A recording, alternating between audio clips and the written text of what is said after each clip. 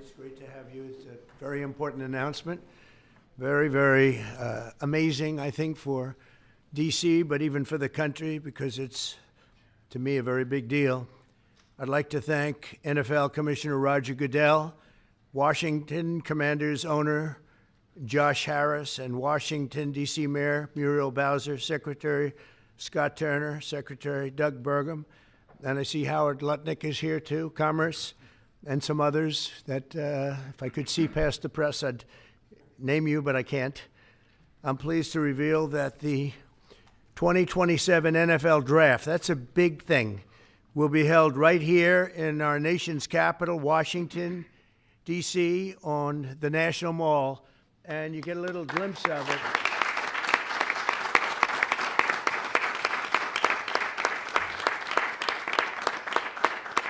I was just saying to Roger, I don't think there's ever been anything like that. That's a good idea. In fact, maybe we could use it for other things also. I have an idea. It's going to be beautiful. It's going to be something that nobody else will ever be able to duplicate that, I don't suspect. It's very exciting. Every year, hundreds of young football players have their dreams come true as the NFL teams across the land, and you just saw that last week, select the best young players in America to join their ranks. Hundreds of thousands of football fans will travel all across our country to cheer them on in person. We expect, would you say, more than 100,000 people, I think. What is the capacity would you think it can hold? Because the mall can actually hold up to 1 million people if you go all the way back. What do you think? Over 3 days, we'll be over 1 million. Oh, yeah, you're going to be. Boosting local businesses and bringing jobs and tourism to the heart of our capital. The draft is a celebration of one of our country's most cherished cultural institutions and the annual highlights for football fans everywhere. Everyone in the world is going to be watching. We look forward to welcoming people from across the nation, from all over the world. Last month, the Washington Commanders and the D.C. government also announced a major deal to build a brand new 65,000-seat football arena at the site of the RFK Stadium in eastern Capitol Hill, and I don't think there's a better site anywhere in the world than that site. Incredibly exciting. You know, he's a friend of mine. He's a very successful guy. There's a reason for it.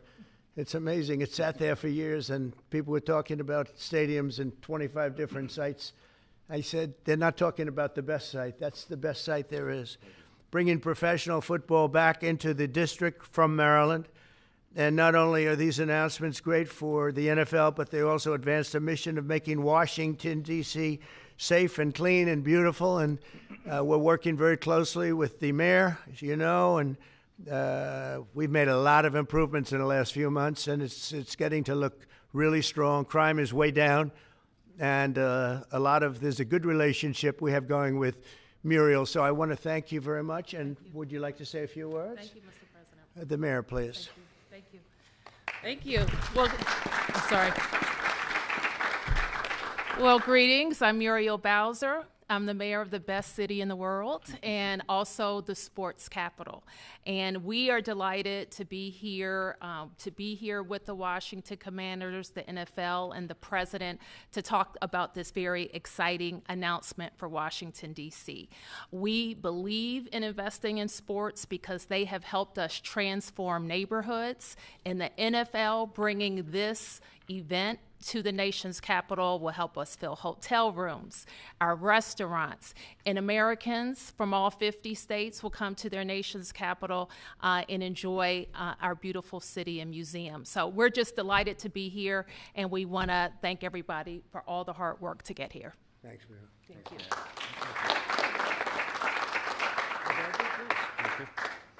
Well, Mr. President, thank you. We're honored to be here in the Oval Office, and to have you announce the 2027 NFL Draft is a special treat. So thank you for your support. Also, thank you for your support in the Commanders' new stadium. We agree it's going to be a great site. We think it's going to be great for our fans here, and it's great to come back home. And so we're very excited about that. Josh is leading the way on our behalf, and the mayor, so we thank both of them for that. We also want to thank you because in the first term, you helped us get a Canadian trade deal, which we want to make sure we note again and make sure you know. Canada does not like me too much. they gave a great American company a lot of money that you deserved, frankly. So. Thank you. The draft has really become one of the great entertainment and sports events. Just a week ago in Green Bay, we had over 600,000 people attend. The year before in Detroit, we had close to 800,000.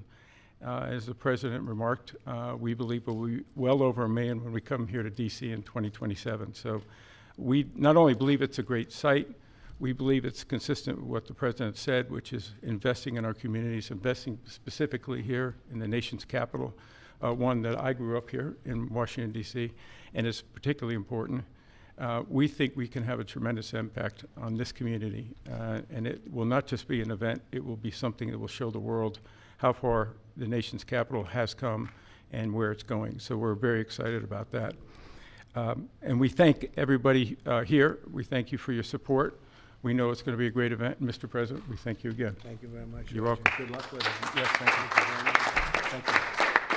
Mr. President, thank you very much. We wouldn't be here without you. Thank you for your leadership in terms of the stadium, and now, what a great day for Washington. I mean, to host the NFL draft in 2027 on the Mall, I believe we'll get over 1 million people, and it's going to be an amazing day, and it'll showcase what Washington's all about, but it'll also showcase what our country's all about. Washington is the gateway city to our country, and it'll be an amazing day, and we can't wait to get started. And I couldn't have done it without my partners, Roger Goodell, thank you, and Mayor Muriel Bowser. And we're ready to get to work, and I can't imagine RFK coming back. I grew up here. DC used to stop, and on Sundays, and everyone would be inside watching football, or everyone would be glued at the stadium. And so we want to bring that back. And football really is as essential to the culture of America. We all love it. We all watch it. And it brings people together. And so what a great way to celebrate the United States of America, the NFL, and the Washington Commanders. And President Trump, we leave on your desk a Trump jersey. You are the ultimate commander, so it is a Commander's jersey.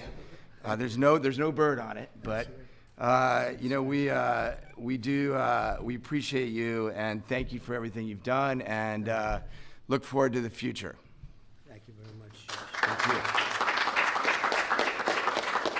And I have to say that Josh had a very good draft a short while ago. You have a very good quarterback. You do. A great quarterback, I think. Yeah, Very great. excited about Jaden. Any questions, please, about the stadium or any of it? Yeah, please. Yes. Thank you, President. Thank you very much. Yes, thank you so much.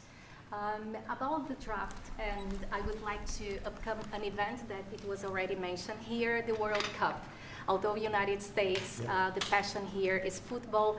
For the World Cup next year, how do you envision, Mr. President, this event here in the United States? It'll be fantastic. I worked very hard to get the World Cup.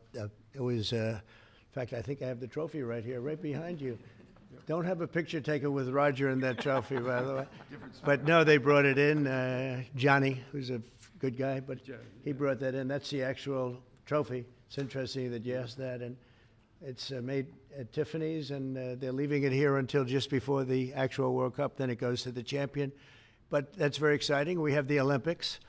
So we have both of them. I worked very hard in getting both, and I said, I'm not going to be able to be there as president. And then a strange thing happened. And it turned out I became president not for the term that I was supposed to be. I became president while we have the Olympics and the World Cup, and we have something that maybe surpasses everything, the 250th anniversary of our country. So that's going to be great. That's going to be a very big event, a year-long event. So thank you for the question. Very nice question. Yeah, please. Yes. So you've often said you want U.S. to be bigger, better, and stronger. Currently, Russia is the biggest country in the world by landmass, followed by Canada and then China. So when you say that you want to annex Canada, is it so that it would be the biggest country in the world? No, I never even thought of it that way, although I am a real estate developer at heart. I've never heard that question.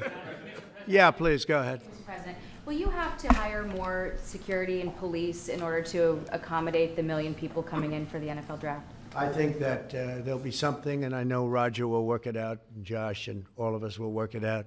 It's such an honor to have that. I think it'll be great for everybody, great for our country. It'll be something very special.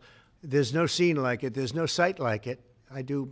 My whole life was based on sites, locations, and as soon as I looked at that rendering, it's going to be beautiful. It's going to really be beautiful. You know, interestingly, I didn't know exactly where it sat relative to the Capitol, but the stadium, if you go back, is right behind the Capitol, miles behind, but nevertheless visually right behind it. So it's going to be an architect's dream, whoever the architect is chosen, and the owner. It's going to be something special. I think it's going to be great for the area. Going to be, it will be top of the line. I know these people very well, and they only know about top of the line. And I would say that more will be put into the stadium than would be put into a identical stadium of a similar size. I think they're going to do a special, because of the importance of the location.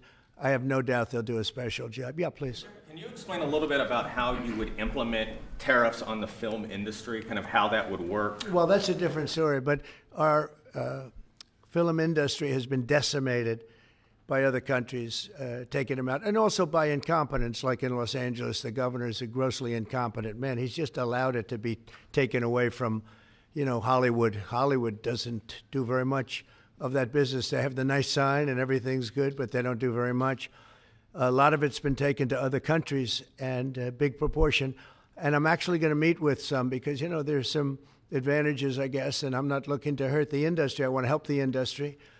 But they're given financing by other countries. They're given a lot of things, and the industry was decimated. If you look at how little is done in this country now, you think we were the ones. We used to do 100, not long ago, 100%. Now we do almost like very little. It's shocking. Are you in that business too? Because he's in so many businesses. You could explain it, but it's not a good situation. So we're going to meet with the industry. I want to make sure they're happy with it because we're all about jobs. That's all it's very important. It's a big industry, but it's an industry now that's, it's really left, it's abandoned the USA where it started. And we'll get it back. Yeah, please. Thanks, Mr. President. First, I just want to thank you for letting us in here. I'm with Zero Hedge, and the last administration banned us on social media, so we're really grateful to be in the White House. And this is not exactly sports related, but I've been dying to ask you this question for a long time, which is that 2.5 years ago, the Nord Stream pipeline blew up.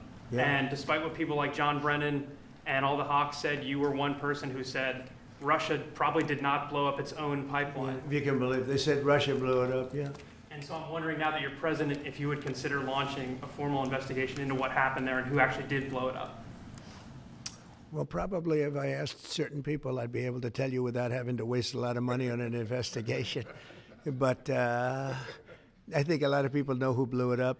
But I was the one that blew it up originally because I wouldn't let it be built. And then when Biden got in, he allowed it to be built. And it's very interesting. But I think Russia, with the price of oil right now, oil's gone down. I think we're in a good position to settle. They want to settle. Ukraine wants to settle. If I weren't president, nobody would be settling. They're losing 5,000 people a day. Think of it. Here we talk about football. They're losing 5,000 people on average a week, mostly Russian soldiers and Ukrainian soldiers, 5,000 a week, not including people that are, killed as missiles go into areas that they shouldn't be. It's a very terrible thing, and I think we've come a long way, and it could be something will happen, but hopefully it will. As you know, President Putin just announced a 3-day ceasefire, which doesn't sound like much, but it's a lot if you knew where we started from, because they were not. We had a president that for 3 years didn't speak to Putin, and it all shouldn't have happened. This is a war that should have never happened. And you're going to be very disappointed when you find out the real number of people that were killed. It's far greater, many times greater, I believe, but far greater than the numbers that you're putting out. It's a very, very deadly, horrible war. Okay? Yes, ma'am. Thank you, Mr. President. Some Catholics were not so happy about the image of you looking like the Pope Oh, I see. You mean they can't take a joke? You don't mean the Catholics, you mean the fake news media. Not the Catholics loved it. I had nothing to do with it. Somebody made up a picture of me dressed like the Pope, and they put it out on the internet. That's not me that did it. I have no idea where it came from. Maybe it was AI, but I know nothing about it. I just saw it last evening. Actually, my wife thought it was cute. She said, "Isn't that nice?" My question about Actually, I would not be able to be married, though. That would be a lot. I'd have to the best of my knowledge, popes aren't big on getting married, are they? Not that we know of. No. I think it's the fake news media that, they're fakers. My question, though, sir, was about the fact that it was put out on the White House account. Even though it was AI generated, it was a joke, it was a meme. Does it at all diminish the substance of the official White House account to have it go out on that particular channel? Give me a break. It was just somebody did it in fun. It's fine. Have to have a little fun, don't you? Yeah, please, go ahead. Tell me about the program that's just been introduced to give undocumented immigrants living in the United States About me? $1,000 to self-deport. Can you just tell us a little bit? Oh, the new program, yeah. We have millions of people that have come into this country illegally through an administration that didn't know what they were doing. They didn't have a clue. And now we find out officially they didn't because the president was incompetent, but I could have told you that before. And they've allowed millions and millions of people to pour in. Murderers, drug dealers, the biggest drug dealers in the world, actually. Terrorists come in, emptied prisons from many countries, not just South America, all over the world. They emptied their prisons into our beautiful USA. And to get that many people out, 21 million people we think the real number is, but let's say 3 million of them are serious criminals. 11,888 murderers, many of whom murdered more than one person. It's hard to believe we have to even talk about this when we're talking about something so beautiful, but it's something we have to talk about having to do with the country because it's very important. So they came in by the millions illegally into our country. They just flowed in through an open border policy that was insane. And what we've done is we've offered, you know the numbers, but because we're taking them out by the thousands, we're being obstructed. It's very unfair what's happening because the court system it's very unfair. We have to get them out fast. These are bad people. These are people that are killing, and they've already killed many people in this country. Illegal immigrants that came in illegally through an open border policy, which is insane. We talk about common sense. That's not common sense. And they came in from the Congo, all over Africa, all over Asia, all over South America, parts of Europe. They flowed in and just walked right into our country. We had no idea who they were. 21 million at least. That's probably a low number. You hear lower numbers than that. It's not. That's a low number. But many are really serious criminals and terrorists and people from jails. They emptied out jails. Venezuela, their crime is down 72% because they took all the criminals off the streets and the gangs and they dumped them into our country. So we're getting them out. It's a very difficult thing with the courts because the courts have all of a sudden, out of nowhere, they said, maybe you have to have trials. We're going to have 5 million trials. Doesn't work. You wouldn't have a country left. But hopefully the Supreme Court will save it. But what they've done is a very, very serious thing. Past presidents took out hundreds of thousands of people when needed. You look at Eisenhower, you look at many of them, and they took people out and they didn't go through any of this. But what we thought we'd do is a self-deport, where we're going to pay each one a certain amount of money, and we're going to get them a beautiful flight back to where they came from, and they have a period of time. And if they make it, we're going to work with them so that maybe someday, with a little work, they can come back in if they're good people, if they're the kind of people that we want in our company, industrious people that could love our country. And if they're not, they won't. But it will give them a path to becoming, to coming back into the country. If they miss that limit, they're going to be taken out of our country, and they will never get a path to come back in, and it'll be a much tougher process. And it's called self-deportation. And by doing that, you're talking about so many millions of people. By doing that, we've taken out thousands of terrorists, drug lords. What we've done is amazing, and I'm sure Tom Homan and Christy Noem have done an incredible job. They really have done an incredible job, but it's a hard job. So we're going to have a self-deportation where they deport themselves out of our country, and we'll work with them, and we're going to try, and if we think they're good, if they have, the people we want in our country, they're going to come back into our country. We'll give them a little easier route. But if they don't work, and if we take them out after the date, then they're never coming back, and that's the least of the problems that they're going to have. Yeah, please. What's your expectation for your meeting with the Canadian Prime Minister tomorrow?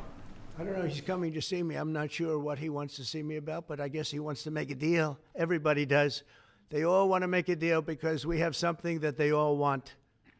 We have something that they all want. China wants to make a deal very badly. You see what's happening to China. China's being decimated, and I don't want that to happen.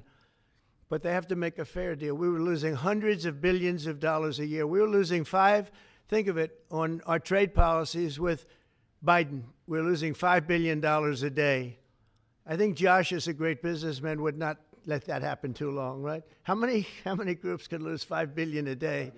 If you lose $5 billion one day, that's the end of that company, right? You're fired. He says, you're fired. Get out of here. So we essentially did that, and we have it down to a very low number. We're doing really well, really well. Yeah. How did you decide to reopen Alcatraz? Can you walk us through that decision? Did I say what?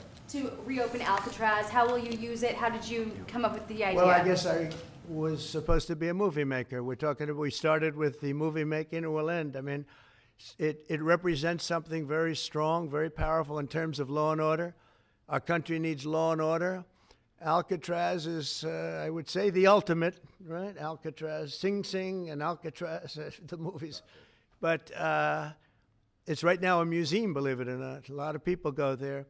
It housed the most violent criminals in the world, and nobody ever escaped. One person almost got there, but they, as you know the story, they found his clothing rather badly ripped up, and it was a lot of shark bites, a lot of problems. Nobody's ever escaped from Alcatraz, and just represented something strong having to do with law and order. We need law and order in this country, and so we're going to look at it. Some of the people up here are going to be working very hard on that, and we had a little conversation. I think it's going to be very interesting. We'll see if we can bring it back in large form, add a lot. But I think it represents something. Right now it's a big hulk that's sitting there rusting and rotting. You look at it, it's sort of, you saw that picture that was put out, it's sort of amazing. But it sort of represents something that's both horrible and beautiful and strong and miserable, weak. It's got a lot of qualities that are interesting, and I think they make a point. Okay, are you guys okay? I want to just say that it's such an honor to be up here with my friends, because this is a group of people that have done an amazing job, and all we can do, Muriel and I, is give them the greatest sight there is, I think, that I've ever seen for something like this. And I did very well in the real estate business. I think this is the greatest site there is anywhere in the world for exactly what you guys are doing. And we'll work with you. We've got a lot of work to do to get it going, but we'll work with you, and we'll try and make the dream come true. And I want to thank you all very much for being here. Thank you. Thank you very much.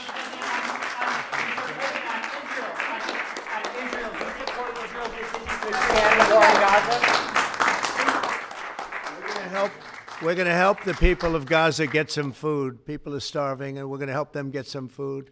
A lot of people are making it very, very bad. If you look, Hamas is making it impossible because they're taking everything that's brought in. But we're going to help the people of Gaza because they're being treated very badly by Hamas. Thank you very much. Thank you.